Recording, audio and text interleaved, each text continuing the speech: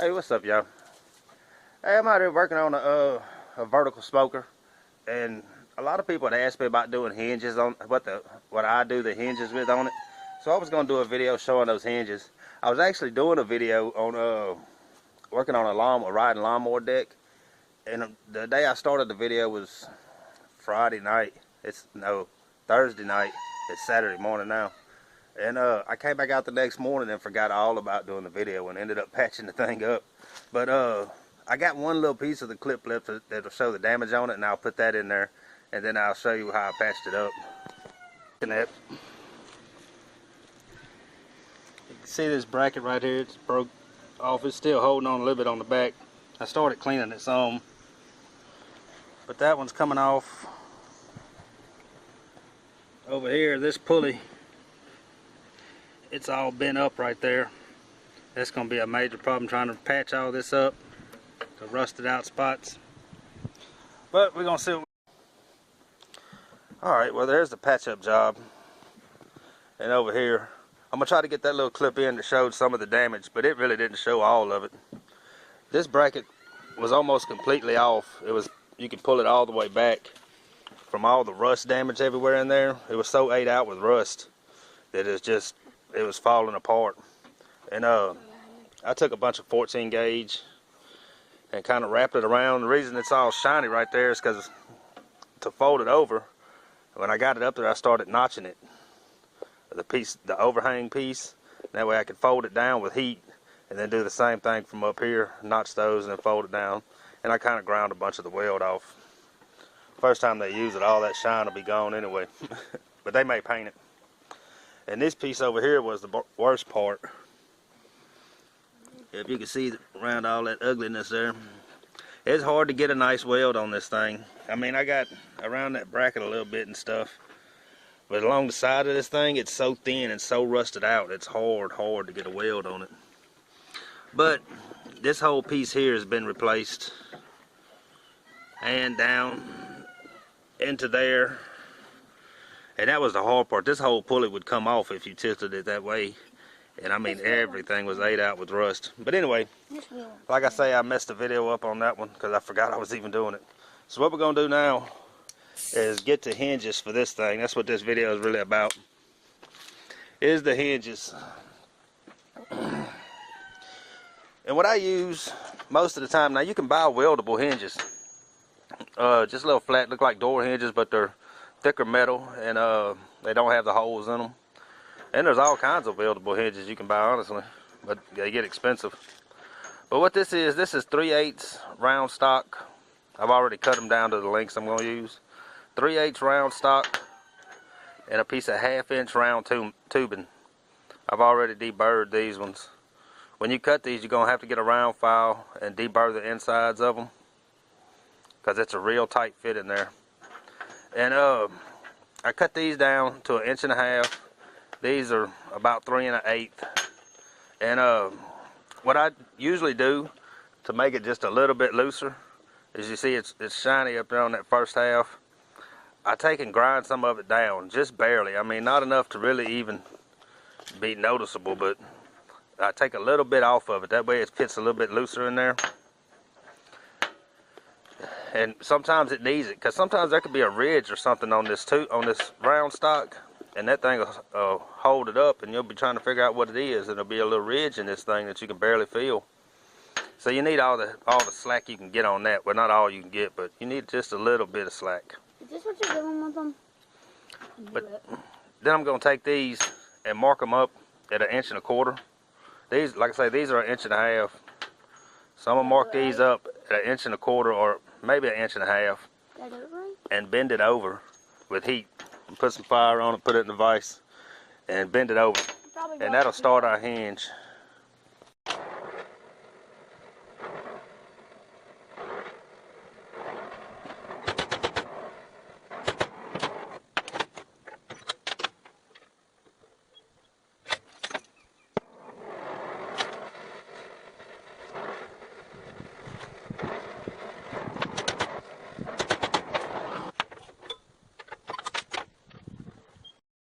Then after I got them all bent, the part that you buff down just slightly, that's what goes in hinge part. And there's always, or not always, but usually, just right in that little, in the bend, it'll be a little bit of rolled metal right there. So a lot of times I'll take the grinder and just buff it a little bit right there at the bend. That way the part that bowed up right there isn't getting way of the hinge. A lot of times it don't, but it don't hurt just to take that little step. It don't take but a minute to do it.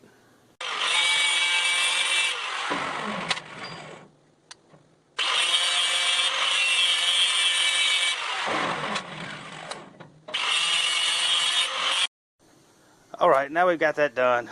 So to set the door, that's the main chamber door and firebox door.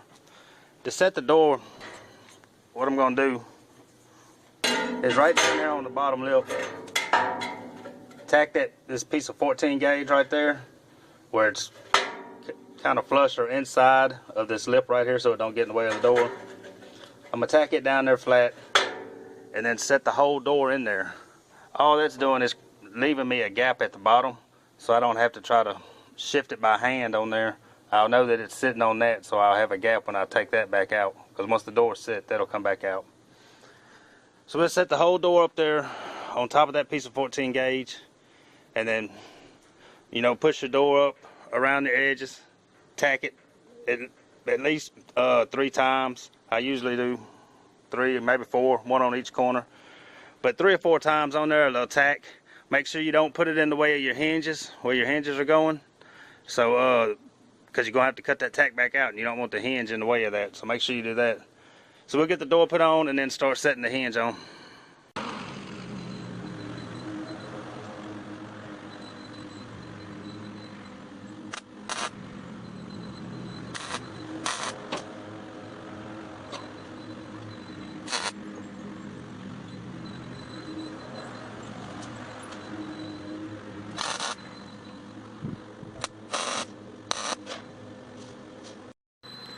Alright, I went ahead and tacked the little sleeve part on there. One on top, one on bottom.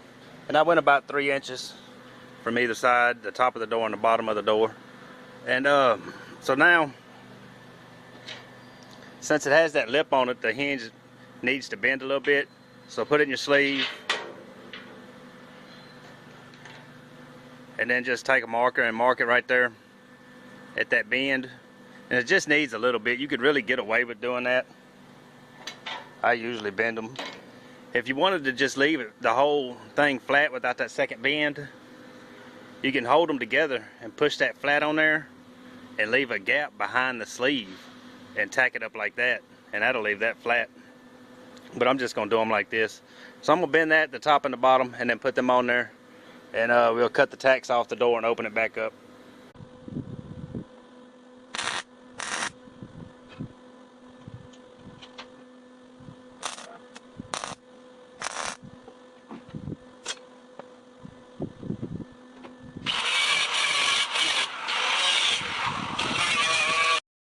Alright y'all, that'll do it on the hinges.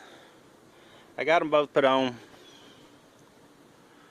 Everything looks good on them. I usually burn it kind of hot into that 3/8 rod just because it's thicker. But over here I turn it down just slightly and I run multiple tacks on it.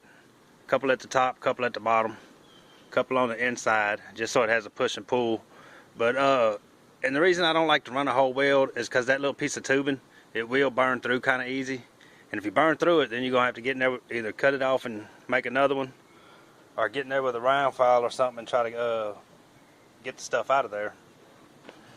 So I put a couple good hot tacks on there, enough to make sure it's going to hold.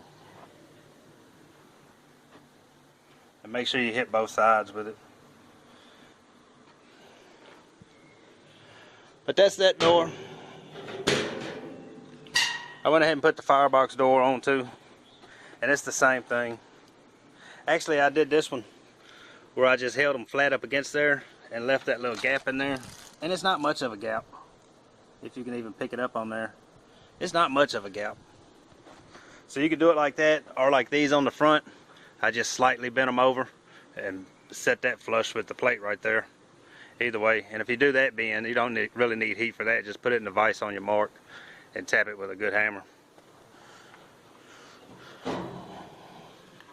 Well, I got to finish the firebox, the basket for it, and make the racks for this thing, and get the thermostats and everything put on. But like I said, a couple people asked me about those hinges, so I just figured I'd put that out there. The 1/2-inch tubing, it's 1/2-inch OD, 3/8 ID, and I can get that, or I do get it, at Home Depot. My steel yard don't carry it this size, so I get the little 4-foot pieces at Home Depot. And that 3/8 rod, I buy that at the steel yard, but you can get it at Home Depot too. Anywhere you see those little steel basket kind of deals that they have in hardware stores and stuff, usually they'll have a 3/8 rod and a 1/2-inch square or round tubing with a 3/8 inside diameter. So that's how they're done, man.